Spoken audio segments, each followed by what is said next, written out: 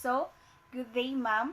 Our topic is about peace building at the grassroots. Objectives. At the end of the module, the students should be able to answer the following questions. First, how did the NGO Pakigdait contribute to peace building in Cauzuagan, Lanao del Norte? Second is, what is the accomplishment of CO Multiversity, a Davao-based NGO operating in Maguindanao, Sultan Kudarat, and Lanao del Sur?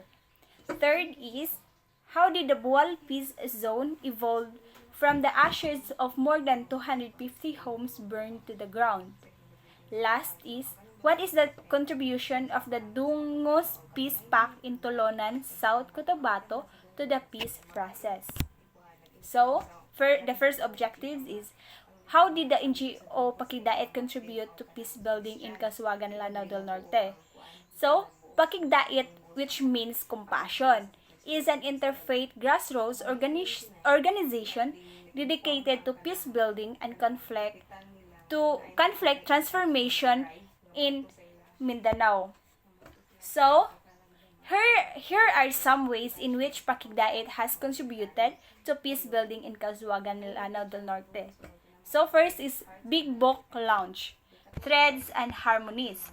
So, Pakigdait recently launched the big book titled Threads of Harmonies, a tapestry of peace woven from threads of friendship overcoming war and conflict in Mindanao for the younger generation.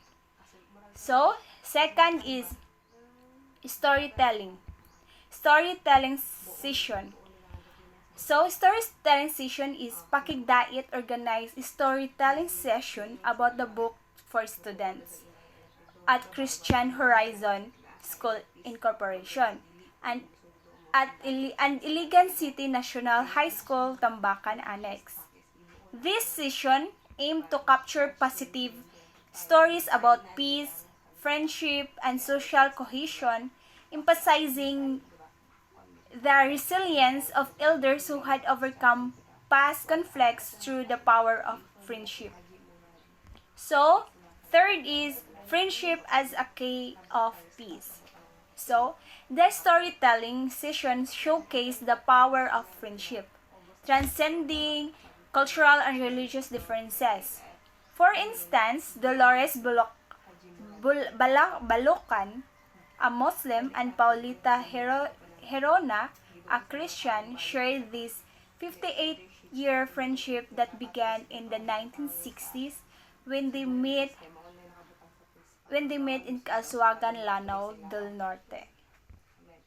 So, collaboration with LGU and other agencies.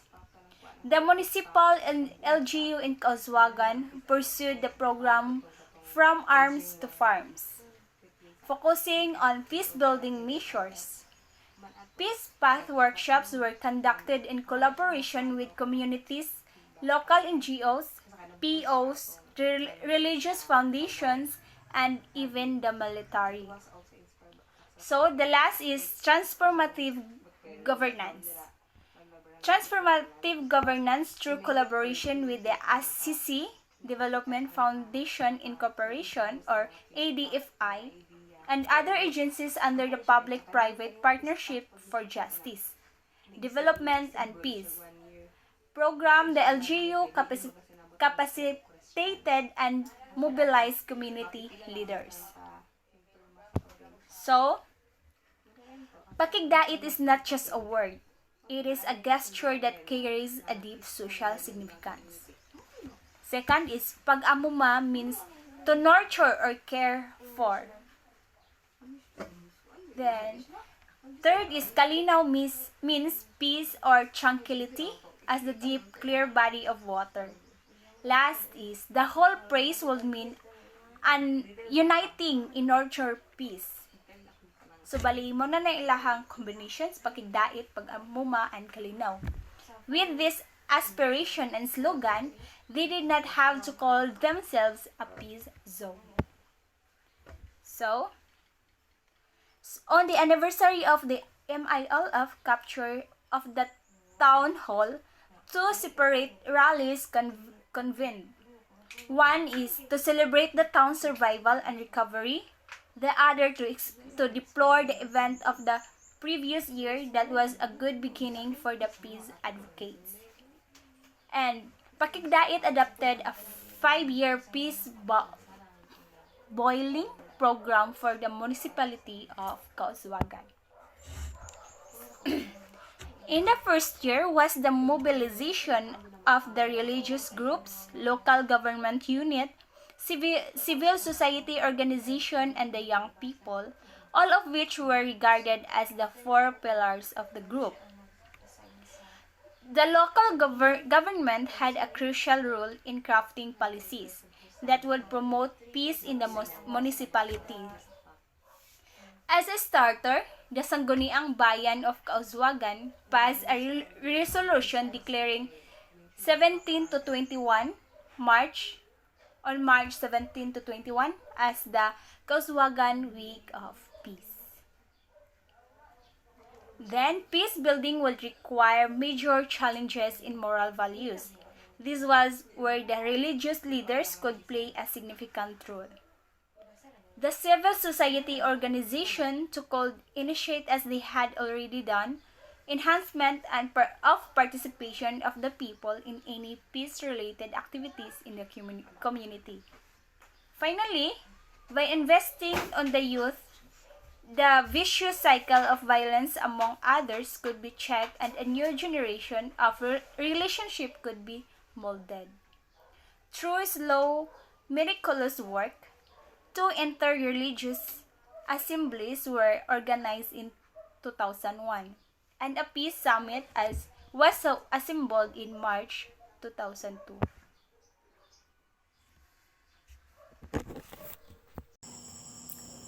Good day, everyone. So today my topic is all about what did CO Multiversity, a Davao-based NGO operating in Maguindanao, Sultan Kudarat, and Lanao del Sur accomplish. So, CEO Multiversity was an NGO put together in 1998 by people who had 20 years of experience in rural and urban organizing. So, 1980s, it started an intensive CO training program in Kibawe, Bukidnon, with people like Dinky Suliman, Celia Santos, and Fides Bagaso at its helm. So, it had national office. So, CO Multiversity had a national office at Metro Manila and also maintained an office in Davao City.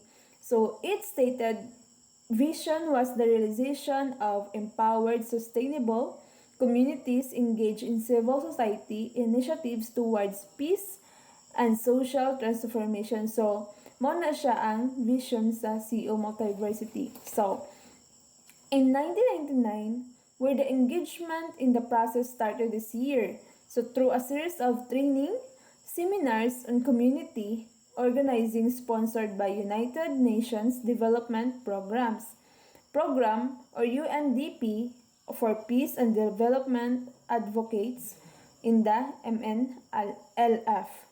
So, it was followed by its pilot project. So, na-follow din siya sa pilot project and on the job training for 6 months of 4 communities organizers. Naiupat ka communities organizer. The 2 Muslims and 2 non-Muslims. So, in Barangay Chua in Bagumbayan, Sultan Kudarat. So,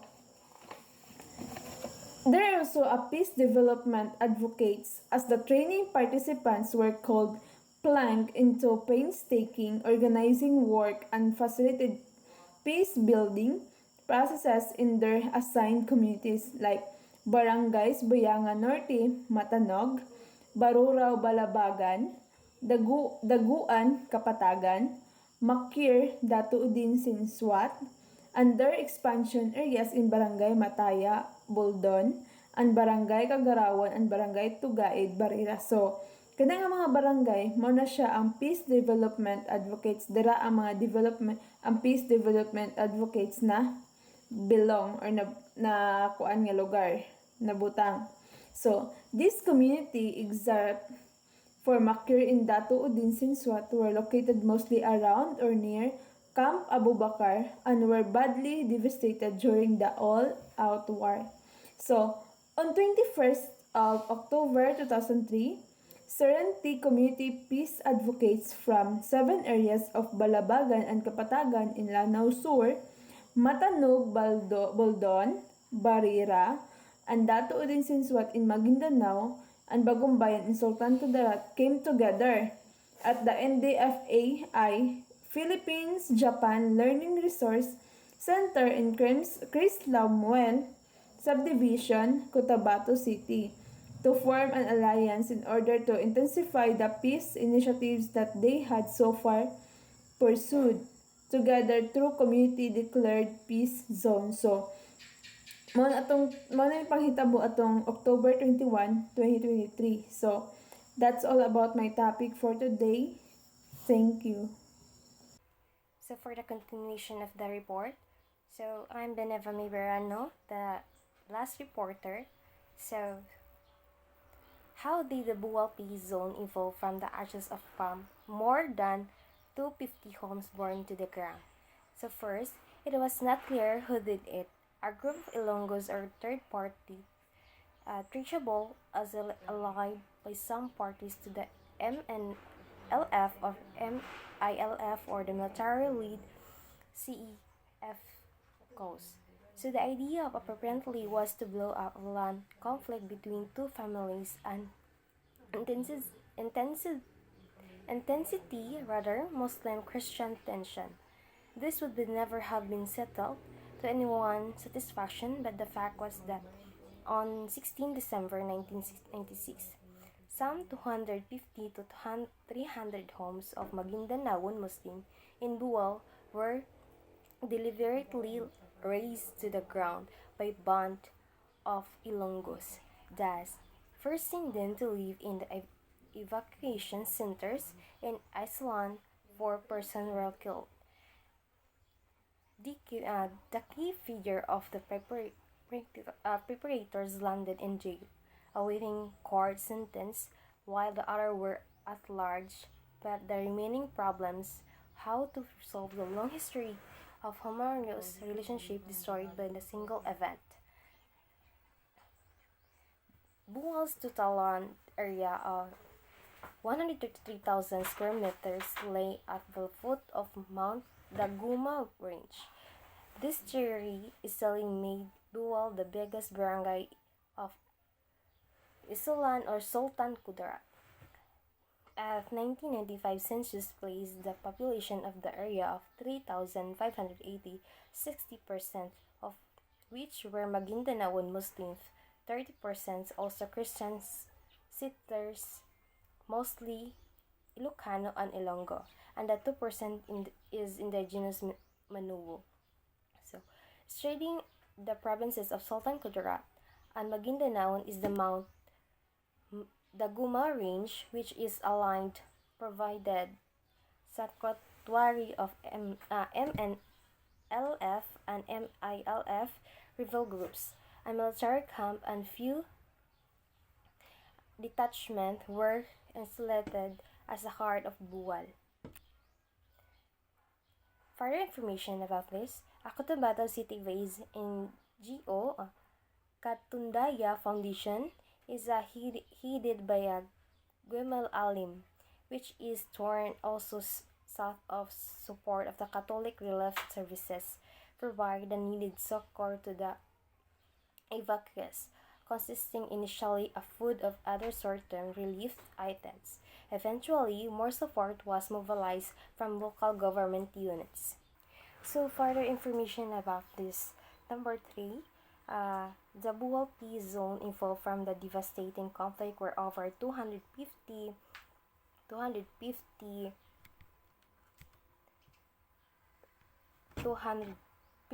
homes were burned down in the Philippines through a community-led initiative aimed fostering peace and rebuilding trust among the local population. Is the evolution involves several key steps. So first is the initial conflict and destruction, community mobilization, establishment of peace zone, and support from government and government and rebuilding efforts and sustaining peace and development. So through these combined efforts of Bual Peace Zone was able to transform a site and serve destruction to a model of community driven peace and development. So the next is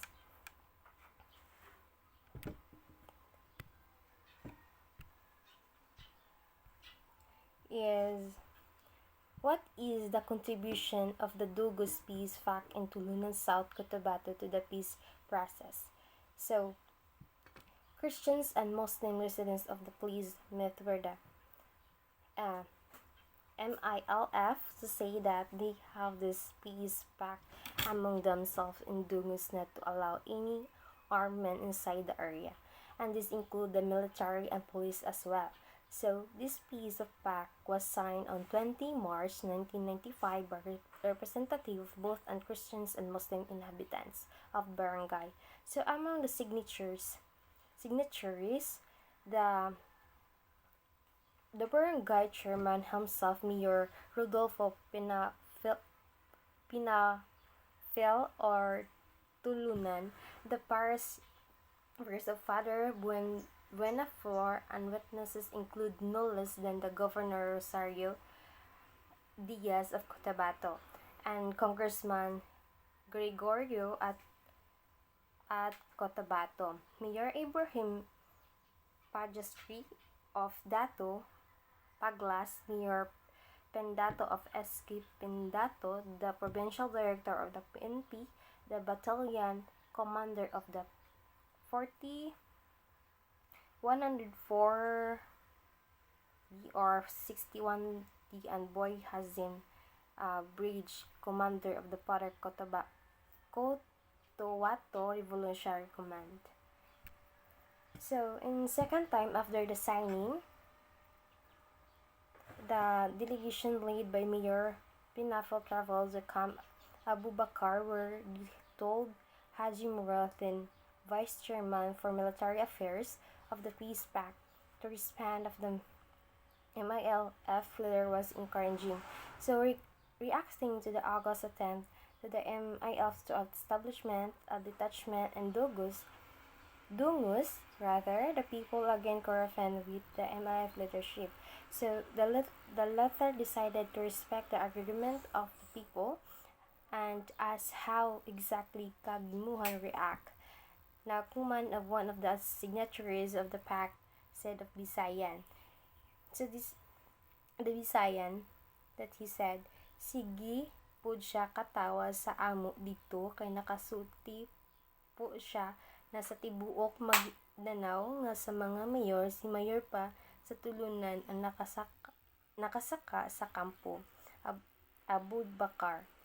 He was laughing with us, assumed that among the mayors of Mindanao, it was only he, the mayor of Tulunan, who had gone into Camp Abul Kadar." So, among the agreement of Dungus were the settlement of international conflict by peaceful means, that this allowance of armed groups, including the military, to attachment he less requested by the members of the ACHO community. So, for this, has been holding and serving the community well.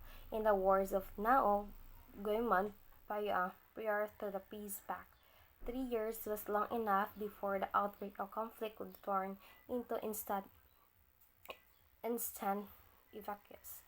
Now we have not had only trouble, so a few little ones, yes, but our that we are settled this peacefully, we don't live anymore, and that these are easily settled.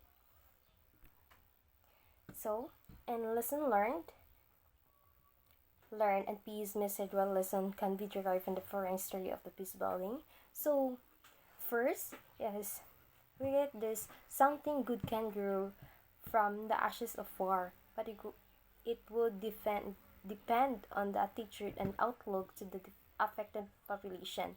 So, the idea of peace building germinated and grew with, and when the people were ready for it, even if the initial concept were introduced from the outside. The people who felt the incident would readily make it their own and would move from there. So the second is that the people, the Luman, moral and Christian settlers needed not wait for top level negotiation between GRP rather, and MLF or GRP and MILF and come to terms. They knew on what kind of peace they wanted, and they have proven that they would agree among themselves within the community. So the third one is the self-sustaining energy that from the zone forward followed from within. In the same token, self-regulation was an important ingredient in the initiating or sustaining a peace zone or a sanctuary of peace or a peace pack area of Pakigdait, but was also important in constant demonstration of the stakeholder political will. So, four is the under represent circumstances from external forces, mainly the protagonists in the war. So, EFP and MILF remaining the treat people and stability recognition of the support from both protagonists and the civilian government would be mass recognition by the national government will be desired from would not be intimated necessary. So lastly is relationship equality. So this is the most important about it. Respect for differences among the tribe people of Mindanao would take primacy of creating a new Mindanao. So the peace zone or peace pack area of the species for peace or sanctuaries of peace have demonstrated that such a relationship would be caused or out from the ashes of war. So apparently this is the concealed deep within each of the human being on Mindanao as a vast store of goodwill and seed. So tackle it to the surface and the new Mindanaon will rise from the soil even from the ashes. So the Mindanaon will be one of the three who will make three stones for a single cooking pot that is Mindanao. So that's all for our report. Thank you.